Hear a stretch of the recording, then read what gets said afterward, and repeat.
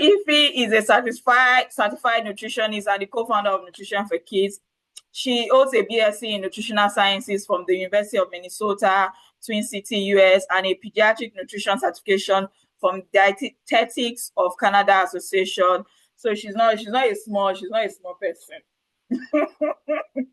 Our consultancy work span various hospitals, focusing on children of all ages in the management of dietary ailments. You can start, Ify. We are giving you the floor. Do your magic. Awesome. Before I start, I want to answer. Somebody asked a question. I think we skipped it. So this person asked, can flash freezing food be regarded as freezer frost?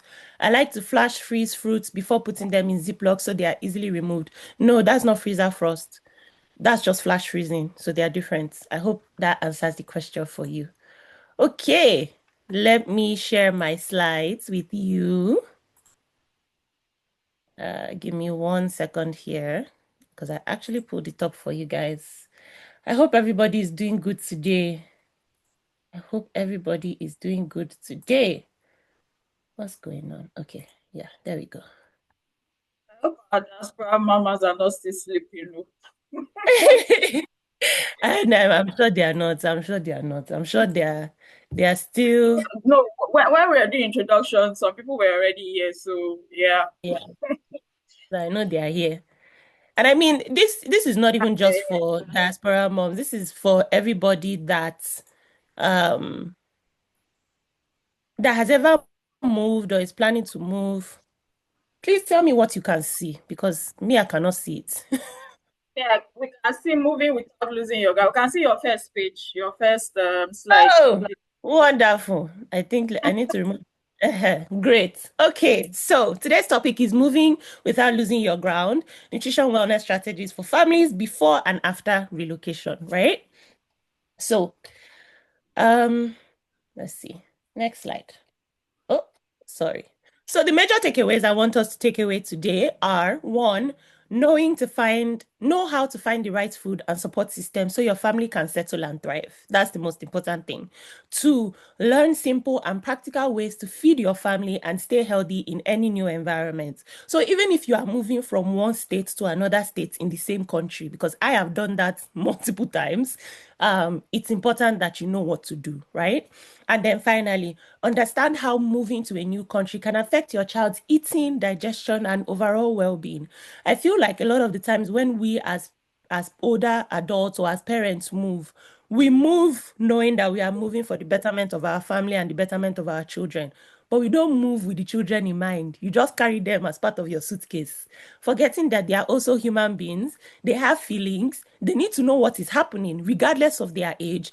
And you need to prepare them for this new journey ahead, right? So, I also have a quote here that says, the grass is only greener where you water it. I say this because I've lived in 3 different countries, and I can comfortably tell you that things are only as good as you make it, not by the country you are going to. And as we have seen in today's world, it's not all the countries that we used to hold in high esteem. I'm not seeing the difference between them and where we are running away from these days, to be quite honest, right? So the grass is only greener where you actually water it. Okay. Why does this topic matter? Why are we having this discussion? Number one, many of us prepare for the visas, the job, the flights, but we don't really prepare for the real life. Like, I don't know how to explain it, but we don't prepare for the real life when you are going where you're going to, right? A lot of us have been sold different ideas and different thought processes about where we are going to. But it's when you get there that you now realize that things were not what they told you were going to be. I've seen this happen with so many families multiple times, right? You go because you have family that lives there. When you reach there, you and the family might start to fight, or you will find out that you and the family, you thought that you guys were close, you people are not as close anymore. You now find out that the life that you thought they were living is not what they are like. There are so many things, right? And as much as I like to say that you need to prepare for all these things, you need to prepare the child as well for those things. It's extremely important. Let me give you a good example. So I've lived in Nigeria, I've lived in the US, and I currently live in Canada. And I lived in the US before I had children. So when I was living in the US, there were so many things that I didn't consider because I was a single person. I wasn't married. I didn't have children. When I had my first child in the US, things changed drastically for me. I realized that I was alone. Like, you don't feel loneliness until you start having children. That's when you realize that, it's only me and this child here. You don't have auntie's house that you can run to. Grandma is over video call. Auntie is over video call. People are not at your backyard. And even the friends that you have, dependent on what stage of life they are in, or even the kind of work they do, or even the number of children they even have, I cannot really help you. So you will now understand what it means to be self-reliant and self-sufficient. Even if you have your spouse present or your partner present, you will find out that loneliness is extra, right? So that is something that you need to prepare for, regardless of whatever age you have your children. Now, because I got to experience this early, I was lucky to experience this early. I did not leave Nigeria until my youngest was 4 or 5, and it was intentional. That's where I'm going to talk about children may suddenly stop eating, sleep differently, or reject foods that they used to love before. When I was pregnant with my second, I moved again, right, with my first in hand. She was just a baby. I saw shege that I've never seen in my life.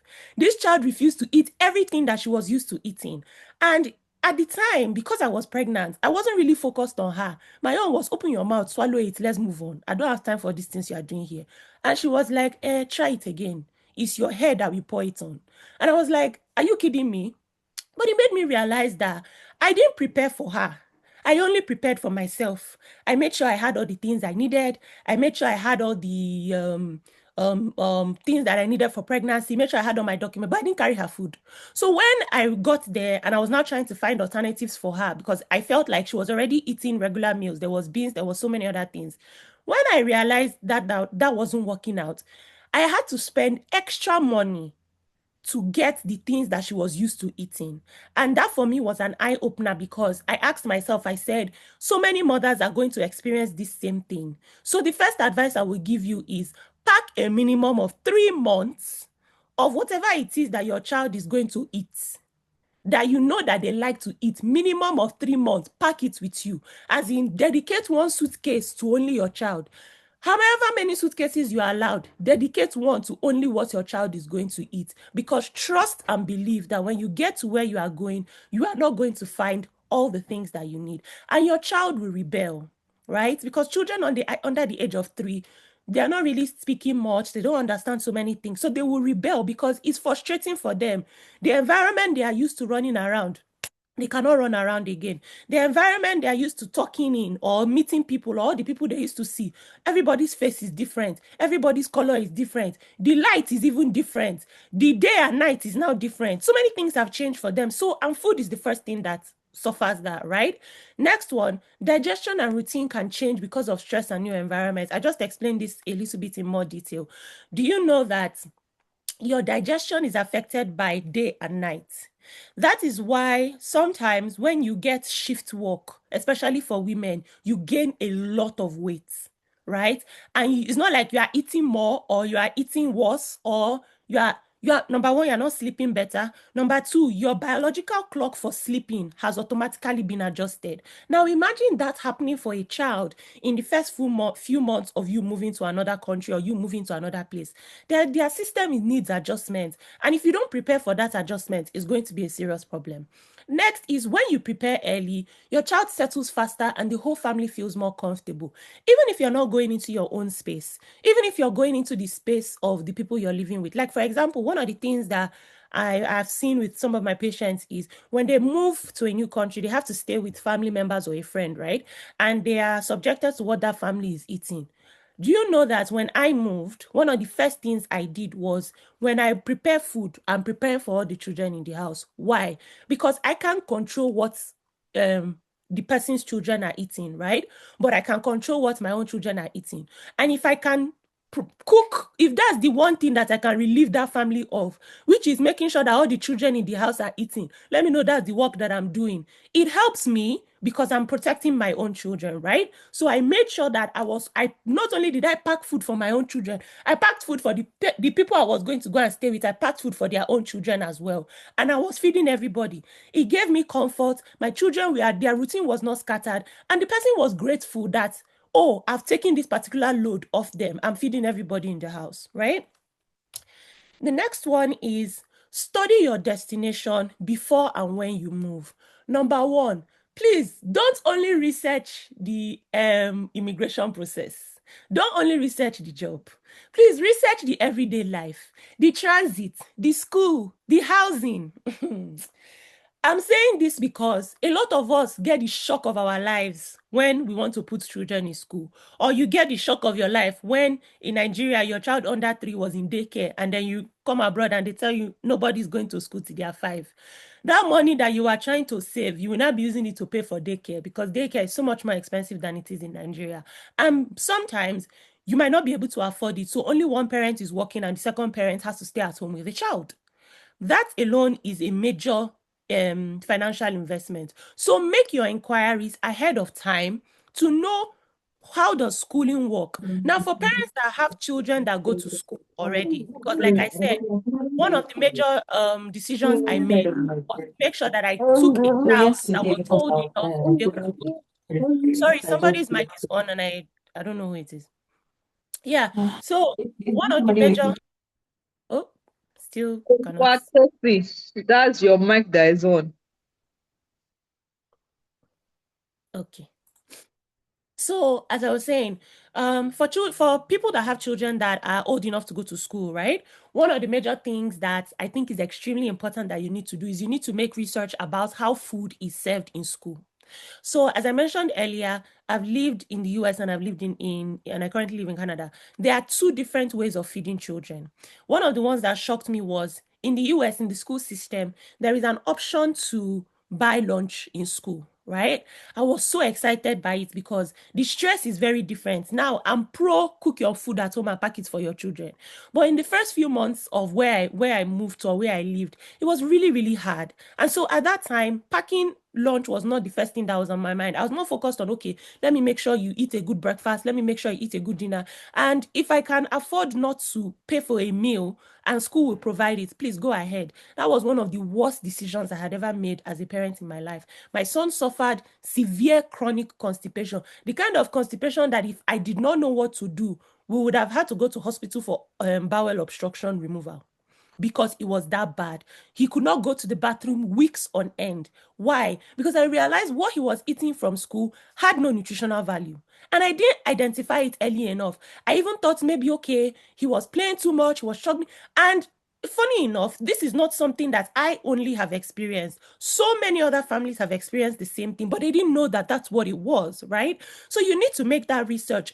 What is the food like? When I found out that was the problem, the first thing that I did was I took the school menu and I looked at it and I said, oh, okay, let me identify how I can help my child be able to make better decisions on what foods they can have and what foods I will now start preparing, because I had to go back to preparing the meals, right? I also made sure that I mimicked the food, and I'll talk about that in the next slide. So understand the transit. For example, you live in Texas, and where you live, that city you live, the closest grocery store to you is 3 buses and 1 train. Oh, I feel sorry for you. And you didn't know this before you got there. Now, when you want to buy food, you have to think 2 days ahead because the journey is a long journey. Meanwhile, there is an option to buy things online. And I'll talk about that in the next option, right? The same way you live in Nigeria, and even if the place is far, dispatch can bring it to you. That also exists in the US, even without transit. Because another thing is, if you don't really have a car in certain states, for example, Texas is one state that you must own a car. If you don't have car, you will cry. If you live in the UK, having a car is not a necessity, right? So this is what I mean by study the destination before you move to that place. You need to know where you are going. Ask questions so that you will not be lost. Next is, okay, I've talked about school systems. Ask about the water. Ask about allergies. Ask about the weather. One of the things I notice, especially abroad, is people don't understand that weather has an impact on your immune system and has an impact on your skin. So many people, you will see videos on the internet, how I had glowing skin and then I got to this place and I started having breakouts. My dear, did you ask about the water? Did you know whether you needed to buy a filter? Do you think water abroad is cleaner than the water in Nigeria or in Ghana or in Uganda? Do you think the water is cleaner? Do you know there are parts of Nigeria that have cleaner water than some places in the US? There are some places in the US that the water is like poison. But you don't know because you do not ask questions. So you need to be able to know those things. Because I've seen children that didn't have rashes at all of a sudden they got abroad and rashes all over. Or you think that all of a sudden your child now has allergies. Water is a factor. Allergens are a factor. The rate of allergens outside of Nigeria is almost 4 times what it is in Nigeria. There are allergies in Nigeria, but outside of Nigeria is almost 4 times what it is. That's why one basic principle that occurs in school is you cannot bring anything that has tree nuts in it into certain schools. Do you know if you don't know that and it's granules that your child likes, you're in trouble because your child will be eating at home every day. You will not be able to pack granite soup. You will not be able to pack beans that has been. You will not even be able to use granite oil to cook and send it to school with your child. Because if they find out, they will send that food back and your child will not eat it. In fact, they will write you a letter that you are endangering the lives of other children that have allergies. It is so important that you make that research. Study your destination before you get there so that you will not be in trouble. Then weather. Clothing is so important. You have to think about like what the weather looks like where you're going. I've heard people that will say, oh, we'll buy our winter jackets. Where I moved from the US to Canada. The jacket I was wearing in the US, I could not wear it when I got to Canada. And they are next door neighbors.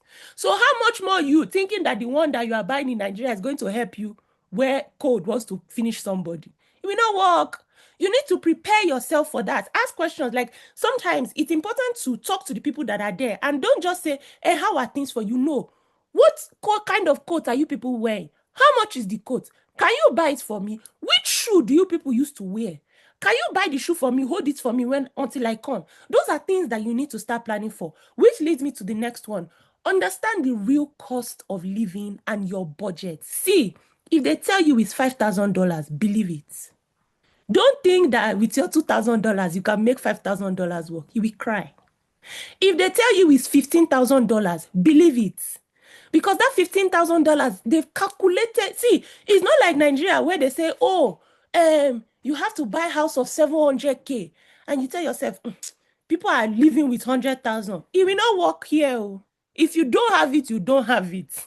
Because they have credit systems, they have loan systems, they have subsidies. They have a very clear regimen of systems. So check your pockets. So that when you are thinking to yourself, oh, my children used to eat like this in Nigeria, then you come abroad and realize that you can't afford half of the things they used to eat in Nigeria because you didn't check your pockets and you didn't check your cost of living. You will have a problem. And I've seen this happen so many times. So many parents will come with all the lavish goods, all their favorite imported things that they used to import when they were in Nigeria. And then they come here and realize that what they've been importing, they can't even afford to eat it because their bills are different. The cost of living is different. Then you end up feeding your children ultra-processed foods. Understand the cost of living and know your pockets so that when you get to where you are going, you will not have a problem. Okay, next one is... Oh, my slide does not want to move again. Sorry. All right, quick game I want you guys to play. I have 3 objects that are different, right? Can you guys just drop in the chat or put on your mics and tell me what is the difference that you can see? Where is the chat? Bye. Okay, for the chat. Okay, I'm Difference seeing in what perspective? difference at all in anything. The Is truth it on the between left are bigger than the one on the between right. the 2 images? Yes, the 3 images that you're seeing, there are 3 products on each side. Okay, someone said color and size. Someone said the sizes are different. Yeah, different shades. Okay, good. Do you know that? You know why I put this image up? I'm going to tell you why now. They are not the same food, even though they look exactly the same. Do you know that the food in the UK that is the same brand, the same ingredient, same brand, same product is very different than the US? The same brand, the same product is very different than Canada. So when you're moving to a country, don't be under the impression that the potato you are buying in the US is the same potato you are eating in Canada. Or the same potato you're eating in Doha is the same potato you eat in Uganda. They are different.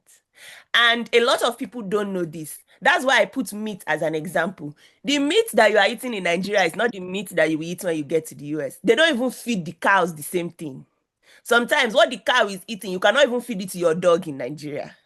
So if you don't know this and you don't know where to get the right kind of protein, the right kind of vegetables, for example, the reason why I put this vegetable like this is when I got to the US, I had to actively look for vegetables that I understood the size. Because some of the sizes of these vegetables, though is more and it's cheaper, you don't even know what it is. Do you think it's still the same bell pepper? It's not. So you have to know that there are differences in food safety, just like Ruth spoke about, differences in regulation. Some countries are easier on regulation. You think Nigeria is anyhow with regulation? Come and jam them in the US. You think that they have all this, just jam them one day, then you will know that things are not what you think they are. They are different. And if you don't understand the differences, you will think that you're cooking with good food and be cooking and giving yourself additional health issues and health problems. So there is a difference. But in the differences, there's something I always like to say. Food is still the same, especially when it comes to your culturally relevant food. You need to remind yourself on a daily basis that you want to eat culturally relevant food. Don't feel like you need to join them when you get there.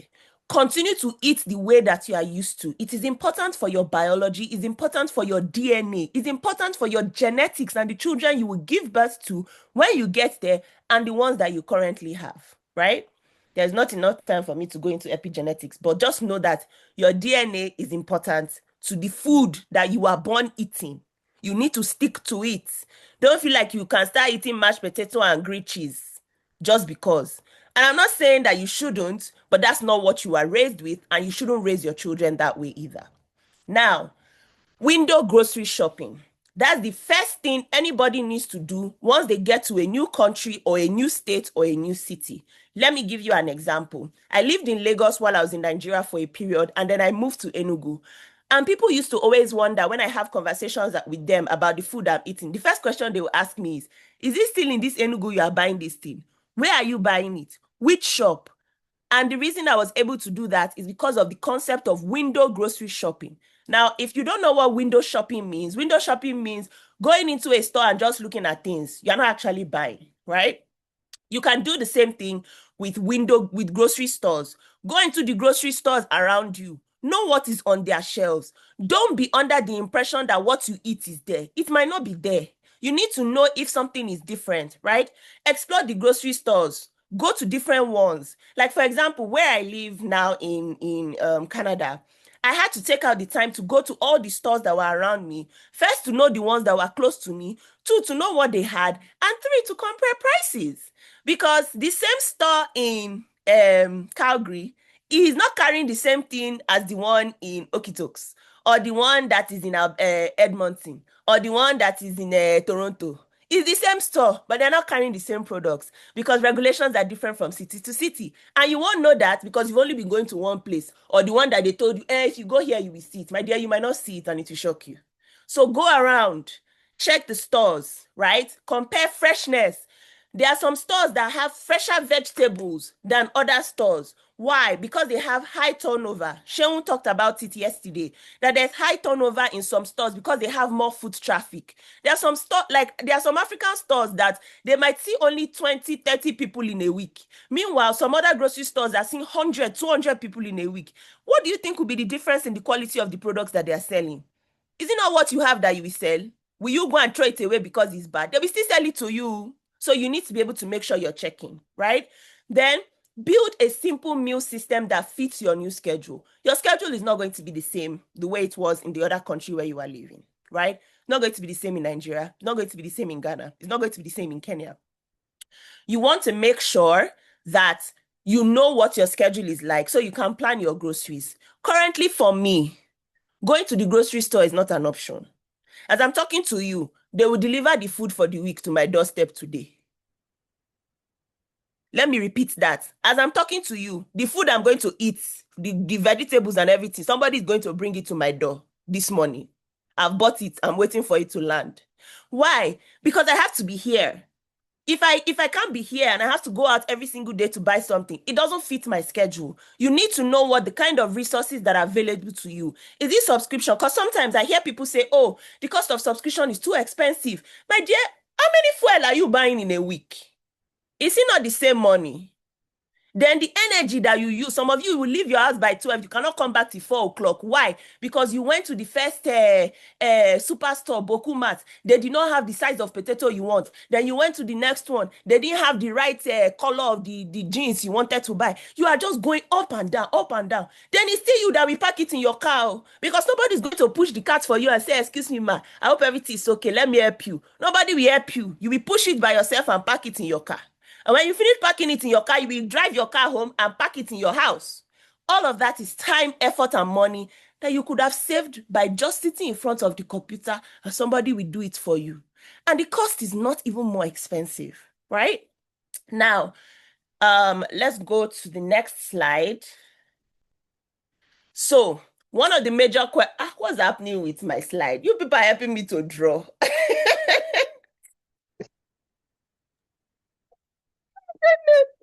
Okay, so one of the major questions people always ask is, I can't find the things I'm used to.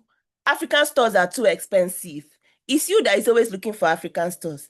Can you see that I have listed 6 different places that you can find some of the things that you and I eat? For example, when I lived in, so one of the first things that is very important for you to know is when you move to a place, take the time, relax, calm down, and study the human beings that are walking around. Study the culture. For example, if you live in the north, you will know that most of the people there are going to be northerners. They will speak Hausa, right? So they will eat mainly Hausa delicacies. And what will be easily accessible will be a Hausa ingredients. But you're an Igbo person and you need uziza. Do you know that in Hausa there's a name for uziza? But it's you that when you get to the market, you'll be saying, do you have uziza seed? Do you have uziza seed? They'll be looking at you. What's this one talking about? Find out the local name. And it's the same thing when you get to different countries. For example, when I lived in the US, I lived in Texas. In Texas, the primary larger population of people after African Americans and Black people is Mexicans. So they have a lot of Latin American stores. Latin American stores carry your beans, they carry your oloyin. They don't just call it oloyin. They carry better kind of plantain than the one that you ever buy in the African store. And it's cheaper than the one that you ever see in Walmart. Why? Because they eat plantain. They have fresher vegetables because they're going to import it from Brazil, from Puerto Rico, from Cuba, right? They have peppers because they too, they eat pepper. They have habanero. But you are going there to ask for rodo. They don't know what rodo is. They don't know. Indians in Canada are the larger population and they have stores, beaucoup. Like their stores are plenty. And guess what? They have millet in different categories. They have guinea corn in different categories. They have tuwo in different categories. They have even Tom Brown. Yes, they even make their own Tom Brown that you and I know. They make their own version of it in different categories. They have better eggs. They have the spices you and me eat. If you've ever had an Indian pass you before, you will know that your smell of stew is not as strong as their own smell of spices. Why? Because they eat very flavorful food, and you too, you need to be able to eat the same thing. So when you go to Indian stores, you will find all those things. But you, every day, Walmart, you will be looking, you cannot find it. Then all of a sudden, your child is not eating pap again. Asians, Chinese, Taiwanese, Japanese, Koreans, they have fish past me and you. They have vegetables, they eat seafood, their spices are more than my own self. They have eggs, and they have pomo and shaki. But you're always going to the African store and they will charge you an arm and a leg. Middle Eastern people, they are the best butchers in every country I've been to. Take it to the bank. The meat that you will get from their butchery, even the fact that they cannot speak English, but they understand meat. Why? Because of their culture and their religion, they eat halal. And halal practices require that you treat meat with a certain level of respect. Why will I not buy meat from that person? Why do you think that the best kind of butchers in Nigeria are northerners? Do you think it's any different abroad? It's the same concept. Food sharing is another angle to look at. When you live abroad, a lot of people are going to want to eat their own food. So you want to join food sharing groups, food sharing categories, food sharing industries, where they have like your palm oil, their indigenous leaves, the fruits you and I eat. Like, for example, right now, agbalumo is in season. The way you people are enjoying it there is the way we are enjoying it here. We dey chop agbalumo pass some of you safe. And some people are in this place and they don't know they can eat agbalumo. When corn is going to be in season, we eat corn and pear. Don't worry. Don't think that it's only you. Milk, we have powdered milk. Goat meat, they share goat. In fact, I've been buying meat from the butcher since, until somebody told me that they are sharing cow. I decided to buy cow. When the meat came, I had to slap myself and say, what have you been buying since? Beef, same thing. Then, of course, we still have African stores that will carry things. But I can tell you for free that if you study all these stores that I have on the screen right now, you will go to the African store maybe once every 6 months. Once every 6 months. Finally, eating changes when you relocate. These are the factors that you need to take note of that will affect children. Children suddenly stop eating. New picky eating behaviors is very common. Refusing school meals because they don't know it. They are confused. Constipation or loose stools, please take note of it. It's very common here, especially because they drink more dairy and they eat more milk. And if you drink a lot of milk, eat a lot of cheese, eat a lot of yogurt, it actually can cause constipation. And they use it in a lot of the foods that they cook, especially if your children are eating their primary foods, right? It's even as shocking as sometimes when they cook potato, there's milk inside. When they cook corn, there's milk inside. I don't know what is with them in these countries and milk, but just take note of it. True. Then you yourself, you panic because of the child not eating, then you start forcing them. I just want to tell you that the law is different here. If they report you, it's you that will cry. So you cannot even attempt to force the child to eat. And guess what? This is the one that shocks a lot of people. You know, in Nigeria, you can talk to the teachers and say, please help me support my child. They are not eating at home and they will help you. Here, you say that one, they'll be looking at you. Huh? If he doesn't want to eat, he doesn't want to eat. We really can't help you. We're so sorry. I'm just like, where's your nanny? thank you. Who is your nanny? They don't have time for that, yeah? They don't. So it's you and that child alone. So you got to figure it out. Then move from familiar to unfamiliar foods. That's what I say when a child stops eating. Don't just go from the one that they don't know to the one they know. Start feeding them from the place they know. A good example, let me use a good example here. My children really liked sandwiches when we were in Nigeria, right? And I used to make them quite a lot for them. But when we got here, I didn't really like the bread. I didn't really like the meat. So I was not making it. They were going to school and eating rubbish. It's not anybody that told me that I need to start making sandwiches again. Another one is mac and cheese. Cheese is very expensive in Nigeria, so I only made it on special occasions. But here, it's plenty. And my children like it, so I kept giving it to them in different forms, right? So you need to be able to move from familiarity to unfamiliarity. Like I said, check the menu from school and see what you can match it. For example, they gave them Spanish rice. Spanish rice is like jollof rice, but it tastes nothing like jollof rice. So on the days they eat Spanish rice in school, we will pack our own jollof rice. It's red together. When they open their lunchbox and other children are eating, everything is red. Everybody's okay. So keep your routines consistent. Please, as much as possible. I know it's hard when you relocate. I know things are not easy when you relocate, but do the best you can to keep the routine that you had in Nigeria, in Ghana, wherever you are, the same when you reach these places. It affects children's mental health and it affects their functionality a lot. Next, pack familiar foods or the equivalent. I just gave you some examples. Opt to pack school lunch if possible. Like I said, I learned the hard way. I know what me and probiotics and digestive protocol went through. Like my son was doing affirmations in the toilet. It was that bad because it was not coming out. It was not even coming out. So I don't wish it on my worst enemy. Finally, reduce stress and pay more attention. When you have older children, especially the ones who are talking, sit down with them every now and then and ask them questions. How do you feel? Is there anything different I can do to support you? What's going on? Talk to me about school. Talk to me about the environment. You will find out more from them, and they'll be more open to supporting you when it comes to their eating habits, when it comes to feeding. I'll give you a good example. I always ask my kids, what was the new thing that they saw somebody eating in school today? And I think I shared a video of it. My son went to school. I always bake at home, right? And my son went to school and said, oh, his friend always has brownies from McDonald's. And I was like, well, we don't eat McDonald's in this house. He said, but his brownie looks good. I went to go and make my own because I cannot buy McDonald's brownies. So I went to make my own. And guess what? He went to school and told his friend, oh, look, my mommy made me my own brownies. And they are going to taste better than your McDonald's. And he actually shared it with his friend. Thank God there was no nuts inside. Well, because that's another thing your children will do. They will share their food. I know a parent who used to send her child with a full lunchbox and the child would come back empty. Do you know it was trading it with another person and collecting their own and giving his own to another person? You will not know if you don't ask questions, if you don't pay attention. All right.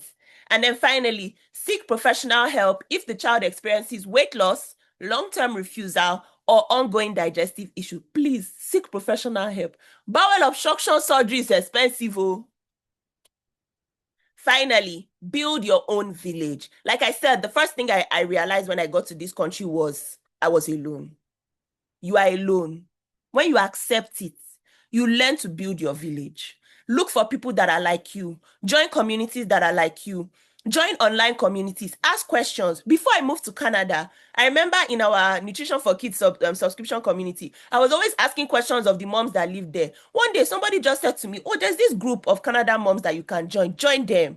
And I joined, and I've learned so much. I was asking questions down to, abeg, what's the square foot of houses that you people have? Because I was moving from a country that has bigger space to a country that doesn't build with bigger space. I did not want to find myself with half my load I had to throw away in the dustbin. I wanted to know whether I could carry all my stuff with me. Those are the kind of questions I was asking. Even down to daycares when I was in Nigeria, when I moved from the US back to Nigeria. The questions I used to ask in daycares, one woman had to ask me one day, she said, where have you lived? I said, I've lived in many places. That's why I'm asking this question like this. Is there TV time? Is it ventilated? There are some schools in Nigeria that is only one window that is in the whole classroom, and there are like 15 children inside. Why will you not have cough and catarrh every week when air cannot blow? And even if they have many windows, the window open, when you open the window, see them, see wall. No air. They've built the building next to another building, no air. Why would the child not be coughing? Some people have not cleaned their AC. Well, let me just leave that one. Some people have not cleaned their AC for like months. Those are the type of questions you need to be asking. Not asking, do they take picture? How often should we pick them up? Okay, can I see the environment? Then they will use paint and cover your eye. And you think it's paint. Until cold and cough deal with you, then you will know. And abroad, it's the same thing. You need to ask questions. Some day homes or daycares are in a basement. Basements are the coldest part in most houses. So your child that you are dressing and you're not dressing properly will be freezing because it's the coldest part of a house. Finally, take care of your own nutrition and your own well-being. It's so important. You cannot pour from an empty cup. You just can't. I take out time for myself. In fact, one of the things I always tell people is, I'm going to be a baby girl for life. I don't know about anybody else, but you see me, I'm going to be a baby girl for life. So whatever I need to do to take care of myself, I'm going to do it. Because when I'm my best, then my children can be their best. Finally, come and join us at the PEDs Nutrition Challenge, because these are the things that we're always teaching forever and ever and ever and ever. Thank you so much for coming to my TED Talk. Sorry. I'm the only one that can. Thank you so much, Ify. We love you. So if you talk and talk and talk, and I'll be like, continue, yeah, continue.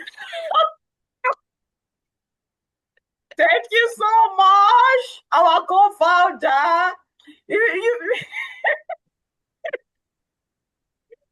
As she said, if you are not part of, if you have not registered for PEDs, this just, if he has your time during PEDs, she has your time. Ask any question, she will answer you.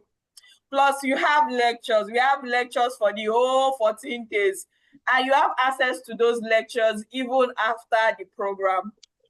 So, and the lectures are very packed. Everything we treat, picky eating, weight gain, weight loss, everything. Don't worry, if it is for you. Please, do you have questions for Ify? Let me see. Questions. Yes, our very own Ify. Let me see. If you have Like I questions, can listen to her talk.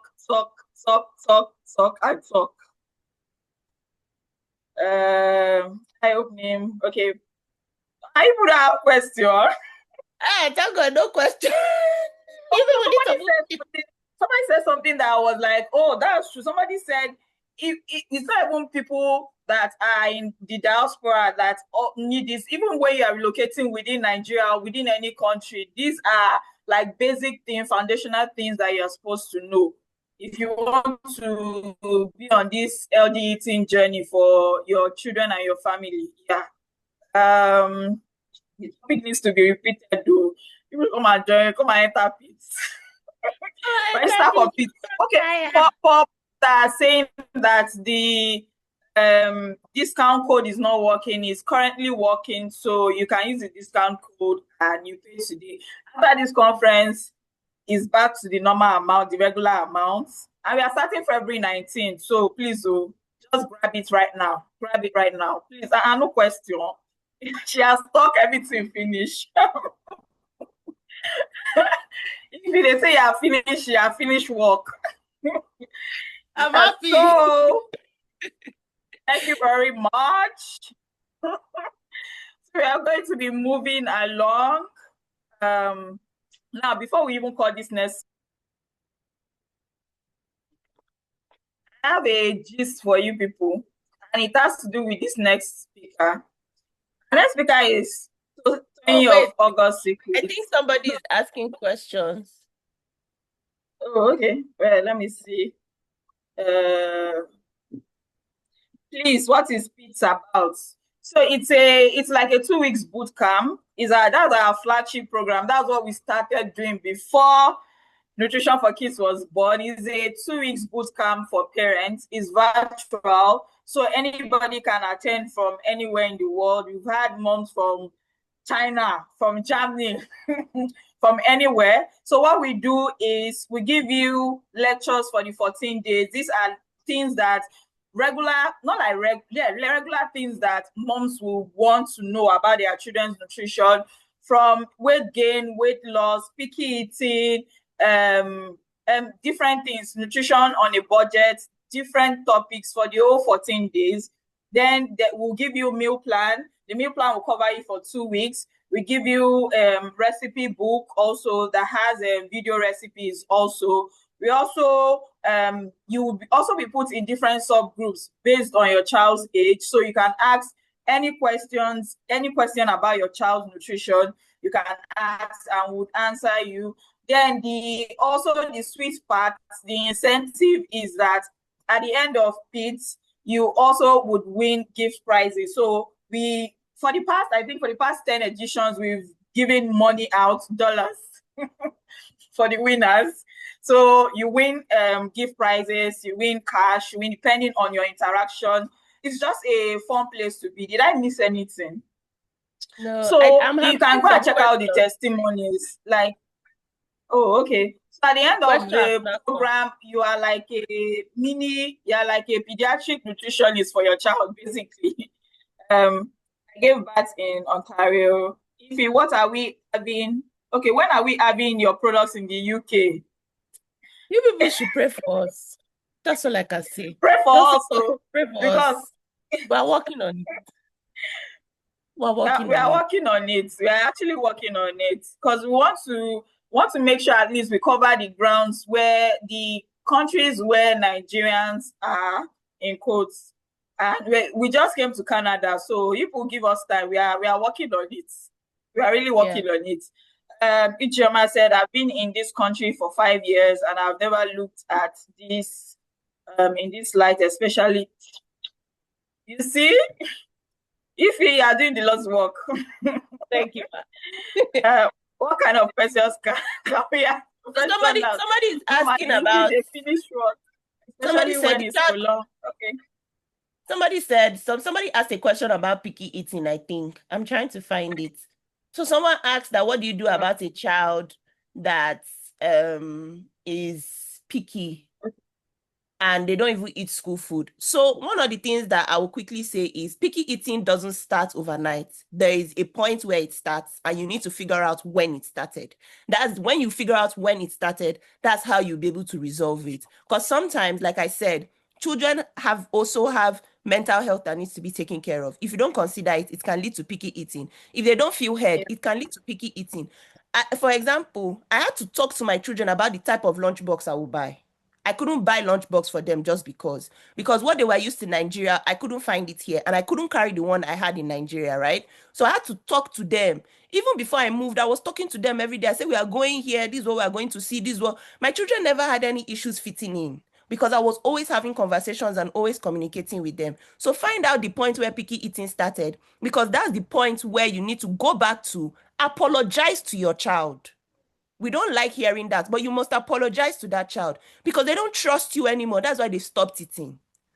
Trust goes along with picky eating. If a child doesn't trust you anymore, they're not really going to eat food you are preparing anywhere, whether it's you or another person, right? So go back to where it started. And like I said, and like Ms. Labake said, there's a lecture in nutrition for kids that actually covers picky eating. But the first point is understand where it started from. Were you absent? Some of us are very absent when we move. We are running kitty kitty kata kata. We are not thinking. We are absent, and it affects the child. Did they stop eating because you are pregnant and you didn't have support? So many factors. So you have to consider all those things. We need to run. Just one more question, please. Okay, so somebody asked about the water in Ontario. It's not just the water. The weather is very dry. Can you see my face? It's not glow. It's moisturizer. I pack it every day. And sometimes I reapply. The weather is too dry. You cannot just rub cream once and go away. You need like 4 layers of cream. So it's not even just the water. And then the water is hard. So there's that again. That's why it talks about knowing what the weather is like. Let me see. Somebody asked about what questions you should ask professionals. It depends on the profession, right? So right now, I'm studying to become a licensed consultant in Canada so that I can support families like you. But if you want to go to a dietitian, try to find somebody that understands your culture, because that's really hard. A lot of them will just look at you and say, okay, well, it's okay. As long as they are drinking, they are fine. I don't know about that too. Our children don't survive on drinks. So you need to make sure you find somebody that understands your culture. Make sure you find somebody that can relate to you. And it doesn't necessarily mean a different person, just somebody that understands you. There are some Indian doctors that understand us. There are some Pakistani doctors that understand us. My gynecologist in the US was from Iran, and he was the best one I've ever had. And I've had Nigerian ones too. That one was the best one because he understood me and he understood where I was coming from. Yeah, you people asked this question late. Now we are running.